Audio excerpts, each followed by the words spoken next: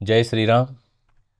रामो राजमणि सदा विजयते, रामं रमेशं भजे. रामेणाभिहता निशाचरचमू, रामाय तस्मै नमः. रामान्नास्ति परायणं परतरं, रामस्य दासोऽस्म्यहं. रामे चित्तलयः सदा भवतु मे, भो राम माम् उद्धर. मनोजवं मारुततुल्यवेगं, जितेन्द्रियं बुद्धिमतां वरिष्ठं. वातात्मजं वानरयूथमुख्यं, श्रीरामदूतं शरणं प्रपद्ये. शुकासारिखे पूर्णवैराग्यजाचे, वसिष्ठापरी ज्ञानयोगेश्वराचे. कवी वाल्मिका सारिखा मान्य ऐसा, नमस्कार माझा सद्गुरु रामदासा. महारुद्रजे मारुती रामदास, कली माजिते जाहले रामदास. जना उद्धराया पुन्हा प्राप्त होती, नमस्कार त्या ब्रह्मचैतन्यमूर्ती. सद्गुरुनाथ महाराज की जय. जय जय रघुवीर समर्थ. श्रीराम समर्थ. जय श्रीराम. सगळ्यांना माझा नमस्कार. आपण मानस प्रबोध अर्थात रामदास स्वामींनी जे मनाचे श्लोक रचलेले आहेत त्यांच्या कृपेने निरूपण सेवा घडत आहे. आज निरूपणासाठी 59वा श्लोक आहे. तो श्लोक काय आहे हे आपण पहिल्यांदा बघूया आणि मग त्याचा अर्थ बघूया. समर्थांना काय सांगायचं आहे, काय मनाला उपदेश करायचा आहे ते आपण बघूया. श्लोक बघूया पहिल्यांदा. मना कल्पना कल्पिता कल्पकोटी, नभे रे नभे सर्वथा राम भेटी. मनी कामना राम नाही जयाला, अति आदरे प्रीती नाही तयाला. जय जय रघुवीर समर्थ. श्रीराम समर्थ. काय सांगते समर्थ माऊली? मना कल्पना कल्पिता कल्पकोटी. कल्पना म्हणजे काय? तर भविष्यामध्ये एखादी गोष्ट अमुक पद्धतीने घडावी किंवा एखादी गोष्ट प्राप्त व्हावी म्हणून मनामध्ये योजिलेली इच्छा, कामना, वासना, मनामध्ये आलेला एखादा विचार, याला समर्थांनी कल्पना असं म्हटलेलं आहे. की एखादी गोष्ट ही प्रत्यक्षामध्ये अस्तित्वात नाही, पण मनुष्य त्या संबंधी विचार करत राहतो, मनोराज्य रंगवतो, त्याला कल्पना असं म्हणतात. कल्पिता म्हणजे अशा तऱ्हेने कल्पना करणे म्हणजे कल्पिता, विचार करणे. कल्पकोटी. कल्प म्हणजे काय? तर ब्रह्मदेवाचा एक दिवस म्हणजे कल्प. त्या ब्रह्मदेवाच्या एका दिवसामध्ये 4,32,00,00,000 वर्ष येतात. ब्रह्मदेवाच्या एका दिवसामध्ये 14 मन्वंतर येतात. ब्रह्मदेवाचं आयुष्य 100 वर्षाचं आहे. ह्याला कल्प म्हणजे ब्रह्मदेवाचा एक दिवस म्हणजे कल्प, असं त्याचं आयुष्य 100 वर्षाचं आहे. आता कोटी म्हणजे काय? तर अगणित, लक्षावधी. 100 लक्ष म्हणजे 1 कोटी. म्हणजे आत्ता आपण ब्रह्मदेवाच्या वराह कल्पामध्ये आहोत. नव्हे रे नव्हे सर्वथा रामभेटी. रामभेटी म्हणजे भगवंताचं दर्शन, रामाचं दर्शन.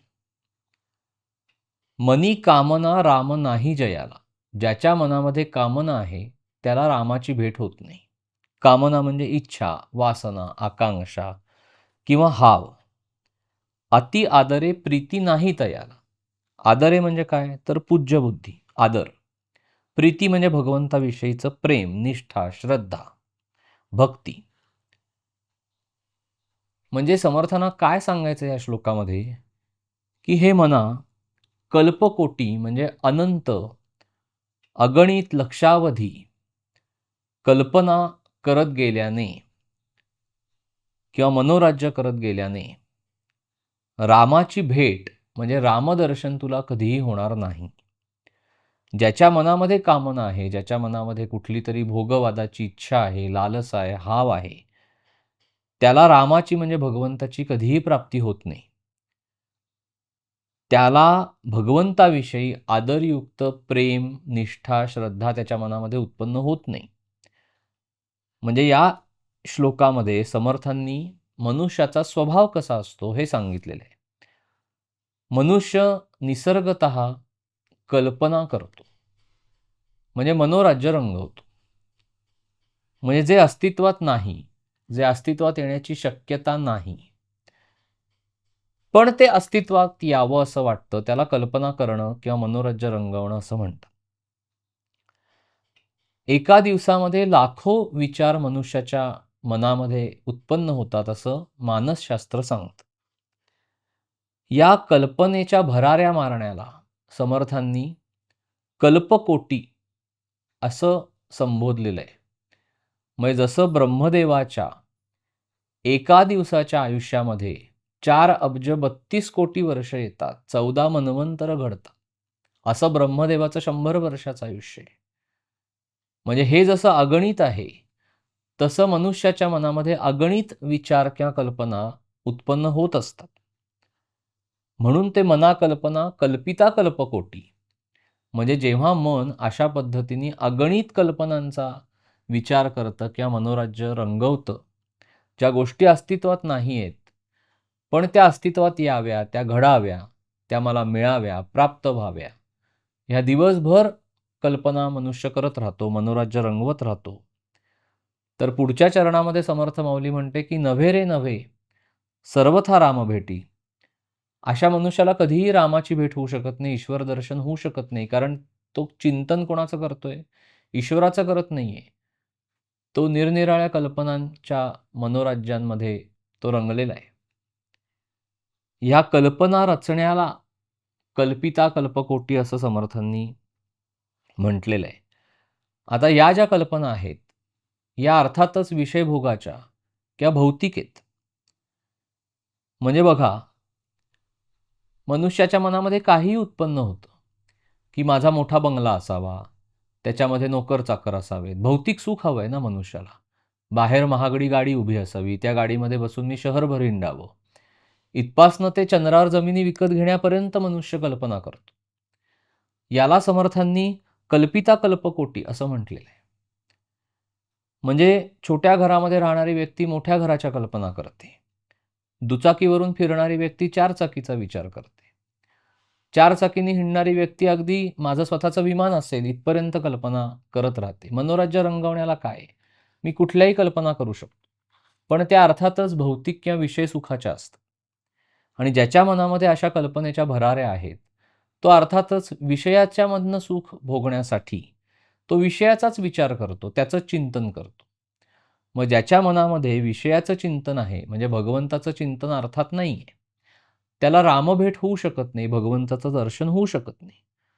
कारण तो मनुष्य सतत वासना तृप्तीसाठी धडपडत राहतो. अशा मनुष्याला जो भौतिक सुखाच्या मागे आहे, जो विषय वासनेमध्ये तो मनोराज्य रंगवतोय, त्या कल्पनेमध्ये रमलेला आहे, त्याला रामाची भेट म्हणजे ईश्वर दर्शन होऊ शकत नाही.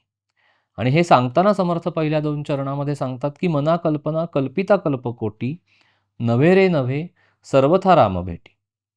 आता अशा प्रकारे ज्याच्या मनामध्ये हाव आहे, ज्याच्या मनामध्ये वासना आहेत, ज्याच्या मनामध्ये कामना आहेत, इच्छा आहेत, त्याचं मन सतत त्याच गोष्टीचं चिंतन करत असतं. म्हणजे भगवंताचं चिंतन घडत नाही. तर ज्याच्या मनामध्ये अंतरामध्ये विषय सुखाचं चिंतन चालू आहे, त्याला भगवंताचं स्मरण नाही, त्याला भगवंताचं चिंतन नाही त्याच्या मनामध्ये. त्यामुळे त्याला भगवंताचं दर्शन होत नाही, त्याला राम भेटत नाही. म्हणून समर्थ 3ऱ्या चरणामध्ये काय म्हणतात, की मनी कामना राम नाही जयाला. म्हणजे ज्याला विषय हवाय, ज्याच्या मनामध्ये कामना आहेत, विषयभोगाची लालसा आहे, त्याला राम भेटत नाही. कारण त्याला राम हवाय मला भगवंत हवाय असं वाटत नाही. आणि ज्याला भगवंत हवाय असं वाटत नाही, त्याला अर्थातच विषय हवाय असं वाटत असतं. आणि म्हणून त्याच्या मनामध्ये भगवंताविषयीचा आदर किंवा ते जे प्रेम आहे, निष्ठा आहे, श्रद्धा आहे, एक आदरयुक्त भीती आहे. ती पूज्य बुद्धी आहे ती उत्पन्न होत नाही. आणि हे सूत्र सांगताना समर्थ माऊली म्हणते, की "मना कल्पना कल्पिता कल्पकोटी, नव्हे रे नव्हे सर्वथा राम भेटी. मनी कामना राम नाही जयाला, अति आदरे प्रीती नाही तयाला." जय जय रघुवीर समर्थ.